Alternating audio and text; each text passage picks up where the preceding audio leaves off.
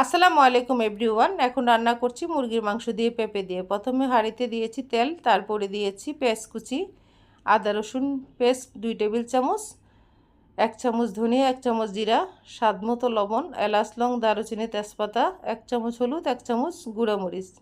ভালোভাবে যখন কষানো হয়েছে তখন দিয়ে দিয়েছি চিকেনগুলি কিছুক্ষণ কষিয়ে দিয়ে দিয়েছি পেঁপে, কারণ চিকেনটা যদি বেশি কষে এটা পাকিস্তানি একদম খুলে খুলে যাবে।